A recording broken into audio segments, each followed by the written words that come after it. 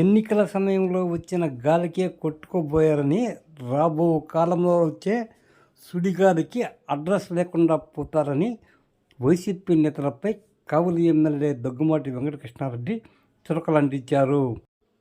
కావలిలో CM relief fund చెక్కుల పంపిణీ సందర్భంగా కావలి ఎమ్మెల్యే దగ్గుమాటి వెంకటకృష్ణారెడ్డి మాట్లాడుతూ కావలి అభివృద్ధి చేస్తున్నామని వివరించారు.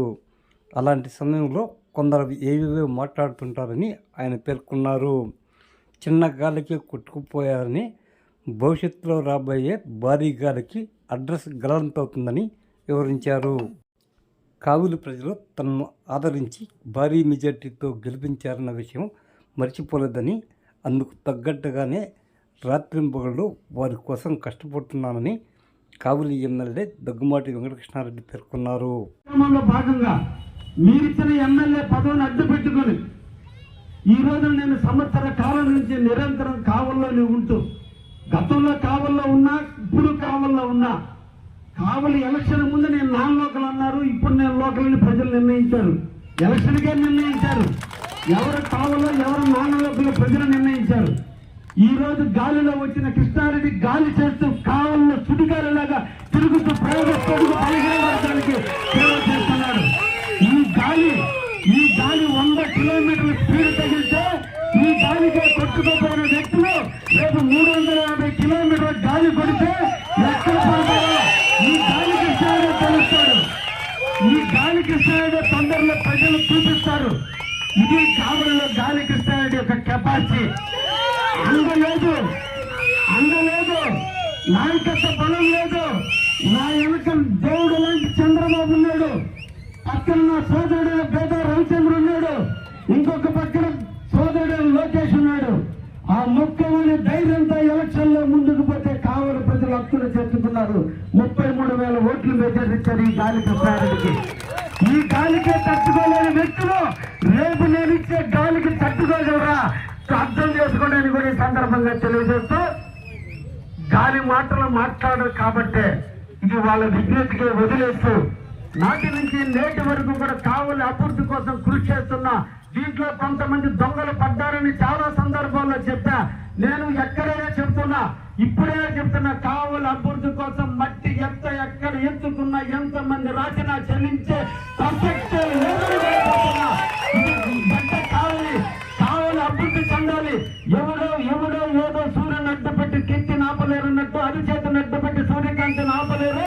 ఇటువంటి దొంగ రాతలు రాసినంత మాత్రాన ఈ కావలి గడ్డను కదిలించే రాతలు రాయలేరని కూడా మీకు అందరూ కూడా తెలియజేస్తున్నా. ఎవరితో కప్పలు కట్టారని, ఎవరో మీకు జీతాలు ఇస్తున్నారని, ఎవరో ఏదో చేస్తున్నారని కావలి మీద అవినీతి మాటగా చూస్తే ఆ అవినీతి ముందులో పట్టుకుపోతారనే విషయాన్ని కూడా ఈ సందర్భంగా మీకు తెలియజేస్తున్నా.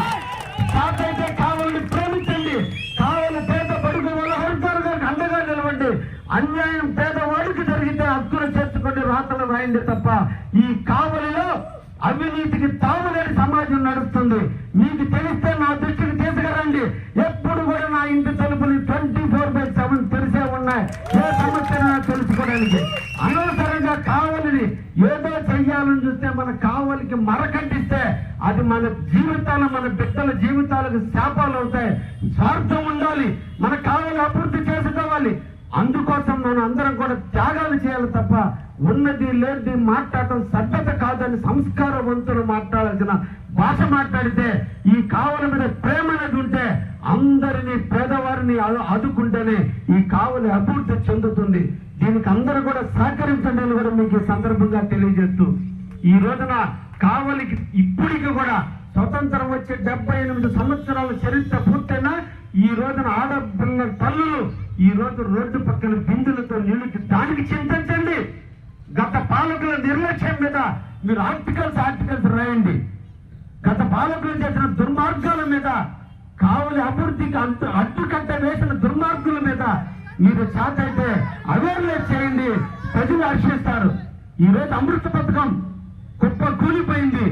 ఇక్కడ 10 అడుగులు ఉన్నటువంటి స్తూపానికి కూర్చే 100 అడుగులు ఎత్తున జెండా నాట.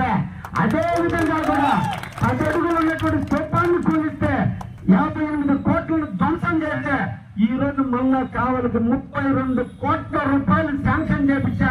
అతి తొందరలో టెండర్లు పిలవబోతున్నా.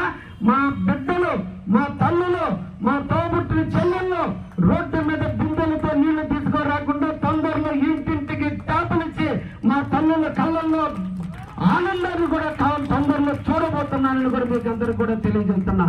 దానికి నిన్న మంత్రి నారాయణ గారితో, ప్రిన్సిపల్ సెక్రటరీ సురేష్ బాబు గారితో, సిడిఎంఏతో మొత్తం 6 మంది ఐఏఎస్ ఆఫీసర్లు 12 గంటల నుంచి 1 గంట 45 నిమిషాల మధ్యలో నా మంత్రి నారాయణ గారు నేను కూర్చొని కావల మీద రివ్యూ చేసి ఈ రోజున ఈఐడిఎఫ్ కింద 22 కోట్ల 80 లక్షలు, అమృత్ కింద 15 కోట్ల 58 లక్షలు, రెన్యువేషన్ కింద ఆర్డీజీఎఫ్ కింద ఏపీజీపీజీ కింద 3 కోట్ల 82 లక్షల రూపాయలు, మొత్తం 41 కోట్ల 42 లక్షల రూపాయలు మళ్ళా ఈ రోజు కావాలని ప్రజల దారి కోసం తీర్చాం.